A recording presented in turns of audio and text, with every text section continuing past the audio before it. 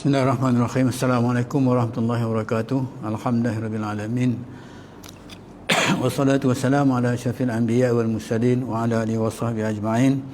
Rabbi shrah li sadri wa yassir li amri wa hlul 'uqdatam min lisani yafqahu qawli. Subhanaka la ilma lana illa ma 'allamtana innaka antal alimul hakim. Amma ba'd. Alhamdulillah, tuan-tuan sidang pendengar yang dirahmati Allah sekalian. Kita sambung pengajian kita tentang tafsir Ar-Rahman, tentang sampai kepada surah Al-Ma'idah, iaitu ayat yang ke-48. Ya, pada malam ini kita sambung ayat 48, ayat 49 dan ayat 50. Ya, 3 ayat. Kalau sempat insya-Allah, ya. Lanjutan daripada minggu yang lepas, ya, minggu yang lepas. Baik, kita baca sama-sama, ya. Kemudian lepas tu kita baca terjemahannya, kemudian kita tengok huraiannya, insya-Allah. A'udzubillahi minasyaitonirrajim. Bismillahirrahmanirrahim. Wa anzalna ilaikal kitaba bil haqqi musaddiqan lima baina yadayhi minal kitabi wa muhaiminan 'alaihi.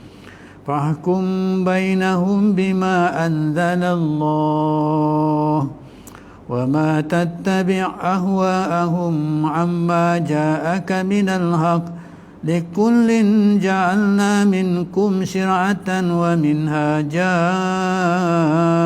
ولو شاء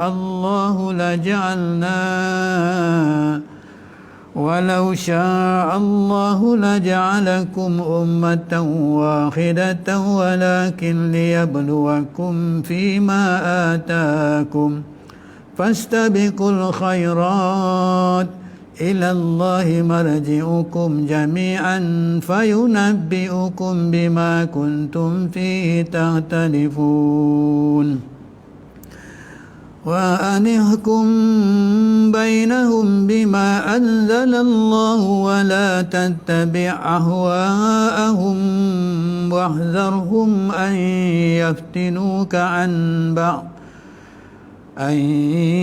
يفتنوك عن بعض ما أنزل الله إليك فإن تولوا فاعلم أنما يريد الله أن يصيبهم ببعض ذنوبهم وإن كثيرا من الناس لفاسقون أفحكم الجاهلية يبغون ومن أحسن من الله حكما لقوم يوقنون Sadaqallahul Azim.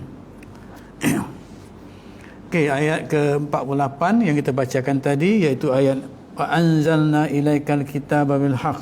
Ya, ayat ni panjang. Untuk ingatan kita, ayat yang panjang ini itu ayat yang turunnya di Madinah, ya, ayat yang turunnya di Madinah. Sikitlah untuk pengetahuan kita. Dulu pun saya dah jelaskan bahawa ayat yang panjang yang dalam Al-Quran ini kebanyakan ayat-ayat ini diturunkan di Madinah, dikatakan ayat Madani, ya, ayat Madinah, ayat Madani.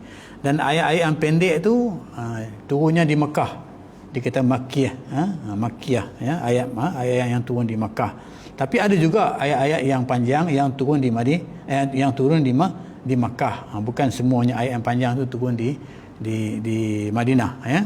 Tapi kebanyakan, ya, banyaknya antara ayat-ayat itu turun, yang panjang itu turunnya di Madinah. Jadi ayat ini kita boleh katakan ayat ini turun di Madinah, ya.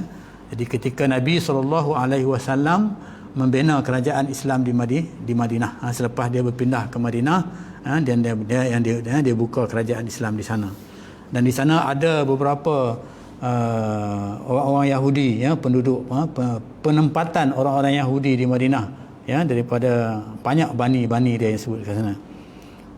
Okey, jadi ayat ini bermaksud wa anzalna, ayat 48, dan kami turunkan kepadamu wahai Muhammad kitab Al-Quran, kata Allah, ya, firman Allah, dengan membawa kebenaran.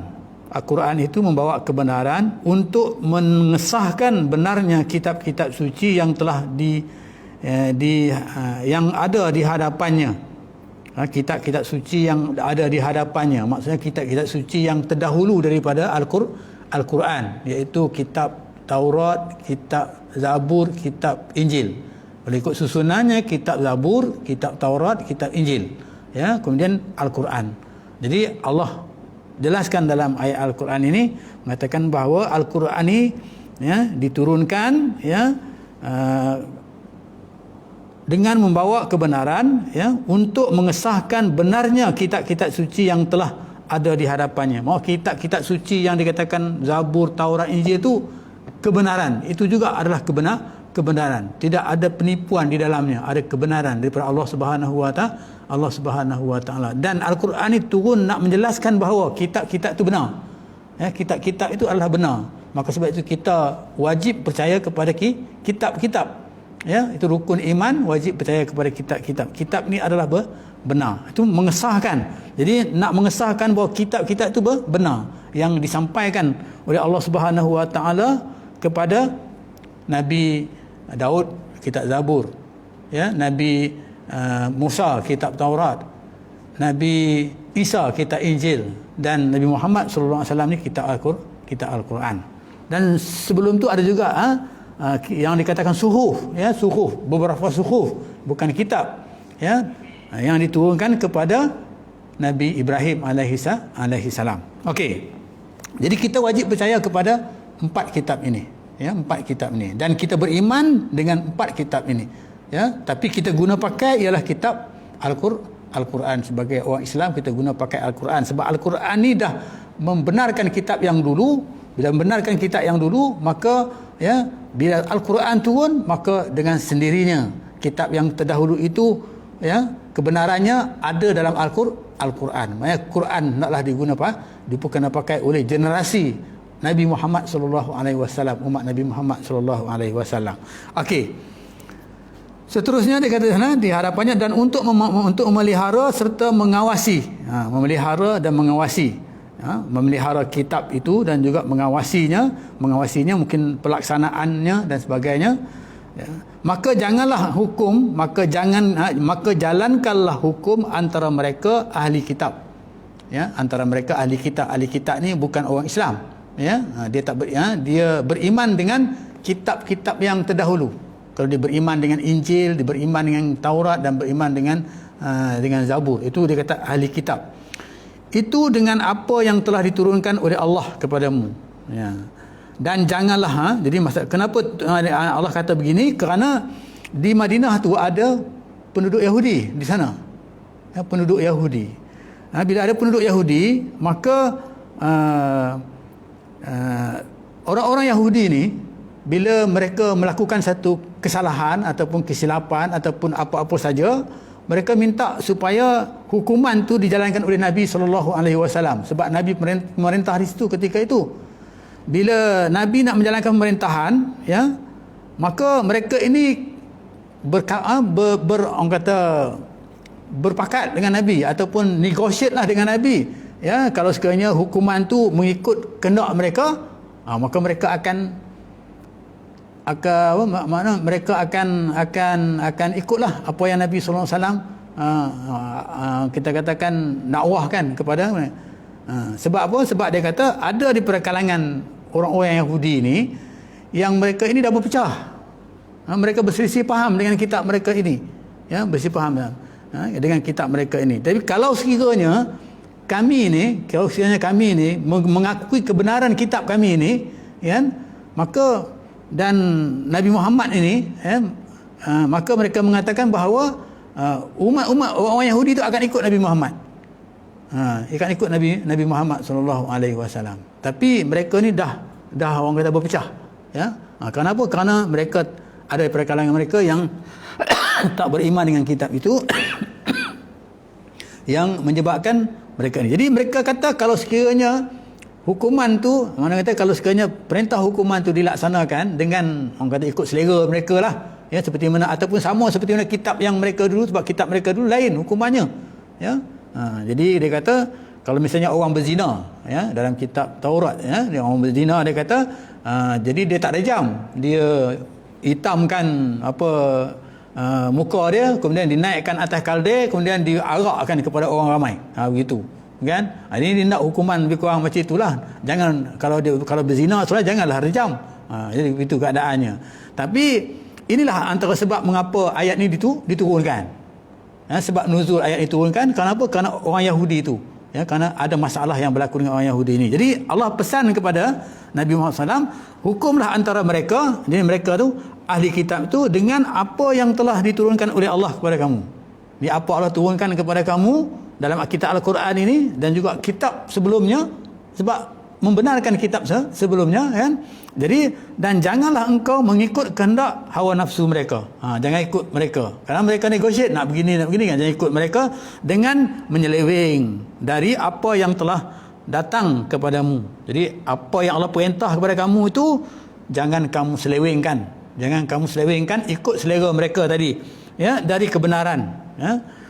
Bagi tiap-tiap umat yang ada di antara kamu, kami jadikan tetap suatu syariat. Jadi bagi tiap-tiap umat tu daripada kalangan kamu, maksudnya daripada kalangan Nabi Muhammad sallallahu alaihi wasallam, ada syariat dia.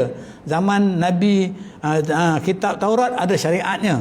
Ada cara hidupnya, kita kata syariatnya. Kitab Zabur, kitab Injil ada syariatnya. Macam tadilah kita katakan, hukumnya tak sama, Macam hari itu saya dah jelaskan, kalau masa kita ingat Nabi bapa kepada Nabi Yusuf, iaitu Yakub, bila dia nak berkahwin, dia boleh berkahwin dengan adik dan juga dengan kakak, dengan adik serentak, boleh berkahwin serentak. Tapi kalau kita zaman hari ini tak boleh kita kahwin serentak, kan? Diharamkan kita buat demikian, kecuali kalau dah meninggal salah seorang baru kita boleh kahwin balik. Itu contohnya lah dikatakan syariat itu, berbeza, kan? Itu dikatakan kat sini, dia kata antaranya dikatakan tiap-tiap syariat, satu syariat dan jalan agama. Syariat tu mengikut jalan agama yang ditentukan oleh Allah SWT berdasarkan kitab-kitab yang diturunkan tadi, yang wajib diikuti oleh masing-masing. Maksudnya kalau Taurat kalau zaman Nabi, kita kata zaman Nabi Daud, Zabur, ikut Zabur lah, kan? Zaman begitu keadaan itu, keadaan yang ditentukan oleh Allah Subhanahu Wa Taala. Itu Allah jelaskan kepada Nabi, dah adalah begitu. Dan kalau zaman Nabi ni Al-Quran, maka gunakan Al-Quran lah, walaupun dia tu orang kita kata orang Yahudi, kena guna Al-Quran lah. Hukuman tu dah ada kebenaran di situ, dah kebenaran.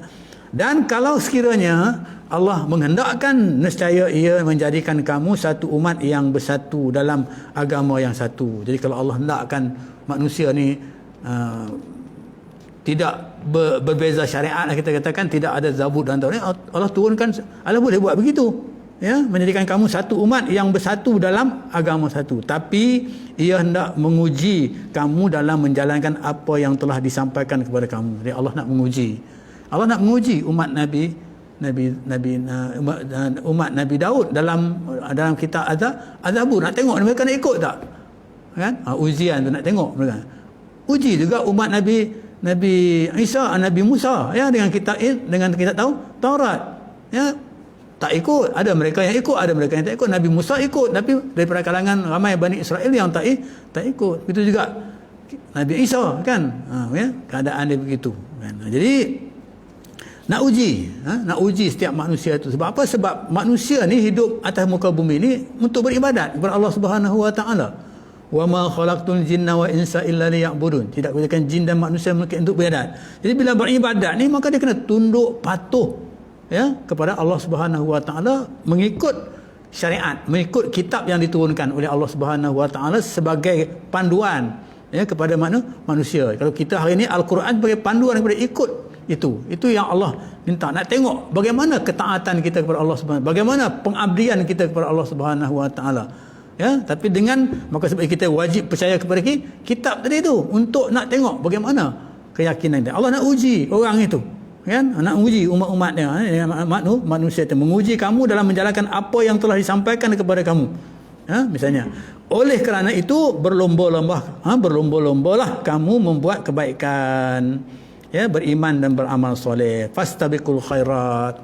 Jadi Allah suruh dalam Al-Quran, kalau kita orang Islam, Allah suruhlah Al-Quran buat kebaikan. Jadi yang Allah suruh itu ada kebaikan di sana. Bila ada kebaikan di sana, maksudnya kita kena ikut, kita patuh. Bila kita sembahyang solat, kita patuh, itu ada kebaikan, kebaikan di sana. Jadi maka bila keadaan itu, maka nak tengoklah bagaimana kamu ni nak buat kebaikan tadi. Jadi berlomba-lombalah, fastabiqul khairat. Kamu berlomba-lomba untuk buat kebaikan berdasarkan kepada yang terdapat dalam Al-Quran, berdasarkan yang terdapat kepada dalam Zabur. Kalau zaman Daud alaihi salam, kan? Jadi kalau kita hari ini berdasarkan kepada Al-Quran, maka kita fastabiqul khairat. Apa dia fastabiqul khairat? Iaitu beriman dan beramal soleh. Iman, kemudian amal soleh. Dalam Islam itu, solid Islam itu maksudnya dia beriman, kemudian dia beramal soleh, kemudian dia berakhlak dengan akhlak yang diikuti, yang dibawa oleh Nabi kita Muhammad sallallahu alaihi wasallam. Tiga faktor ini penting untuk melengkapkan diri seorang sebagai kita ni sebagai seorang Islam yang sempurna. Ada yang mengatakan bahawa, juga yang mengatakan beriman, lepas beriman beramal, berilmu. Sebab Al-Quran menuntut kita berilmu. Iqra bismi rabbikal ladzi khalaq, menuntut kita berilmu, dan kemudian beramal. Selepas beramal, maka naklah kita berakhlak dengan akhlak yang mulia seperti mana yang ditunjukkan oleh Rasulullah sallallahu alaihi wasallam. Sebab itu Siti Aisyah, bila sahabat-sahabat tanya dia bagaimana akhlak Rasulullah sallallahu alaihi wasallam, maka Siti Aisyah kata, khuluquhu al-Quran. Akhlak Rasulullah itu ialah Quran. Apa yang ada dalam Quran maksudnya dipahami, kemudian dilaksanakan, diamalkan. Itu dia kata fastabiqul khairan. Berlomba-lombalah untuk buat kebaikan, kepada Allah jugalah tempat kembali kamu semuanya. Allah kata kamu akan kembali kepada Allah Subhanahu Wa Taala, akan dihisap di hari akhirat. Seperti mana kita tahu bahawa dosa pahala dihisap di sana. Jadi amal soleh itulah yang menentukan kedudukan kita di sana. Bila kita kembali kepada Allah Subhanahu Wa Taala, maka akan memberitahu, maka ia akan memberitahu kepada kamu apa yang kamu berselisih padanya. Maksudnya apa yang kita tak sepaham, berselisih dan sebagainya itu, maka kita akan dapat penjelasan daripada Al-Quran ini. Jadi maka di sini dia kata fastabiqul khairat, maka naklah kita berlomba-lomba untuk buat kebaikan. Jangan tunggu lagi lah. Bila sebut kebaikan itu maksudnya beramal soleh. Kalau kita kaitkan dengan suasana hari ini, maka kita banyak peluang untuk kita beramal soleh. Macam kita duduk dalam kuliah Ma'arif online ini pun juga merupakan sebagai satu amal soleh. Mungkin kita tak duduk ramai-ramai, kita hanya duduk di rumah melihat online kuliah ni pun, maka itu dikatakan melaksanakan amalan soleh. Banyak lagi lah hari ini kita katakan amalan soleh itu.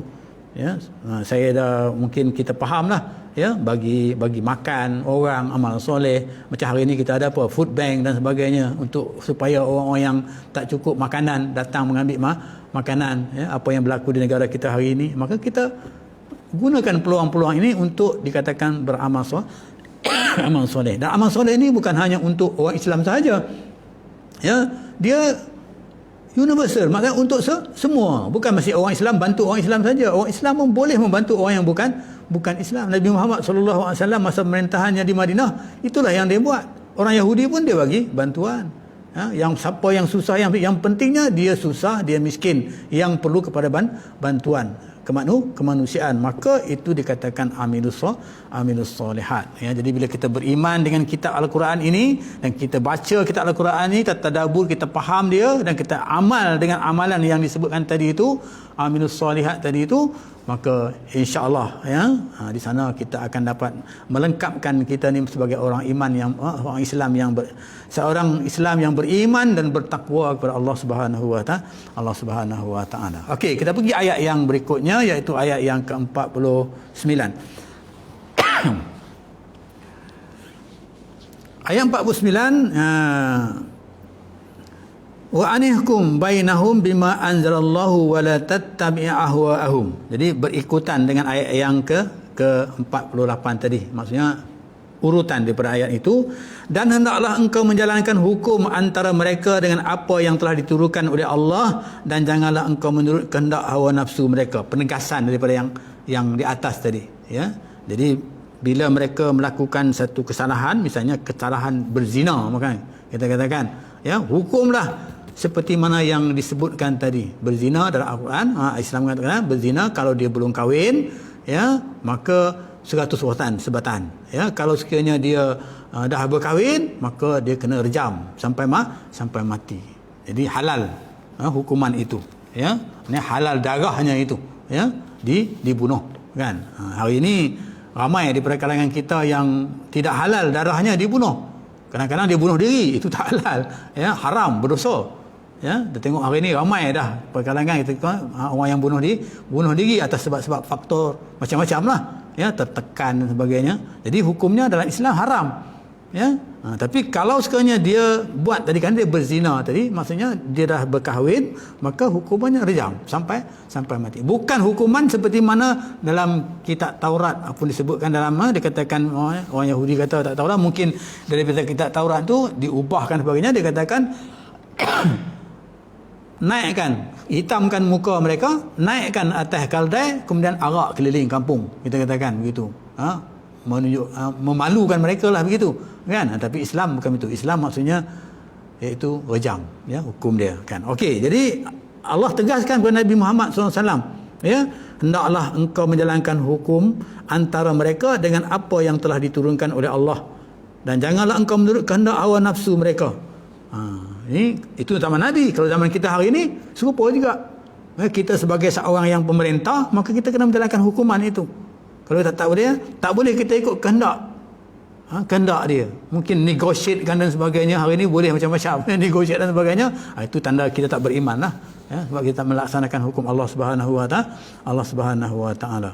Dan dia kata berjaga-jagalah supaya mereka tidak memesongkan engkau dari sesuatu hukuman yang telah diturunkan oleh Allah kepada kamu. Ni kena berhati-hati. Allah ingatkan Nabi Muhammad sallallahu alaihi wasallam. Bila ingatkan Nabi, maka kitab ini diwariskan kepada kita, maka kita juga diingatkan macam itulah. Ya, supaya jangan kita pun kena berhati-hati dengan keadaan mereka ini. Ya, tak boleh contoh tak bolehlah kita ni orang kata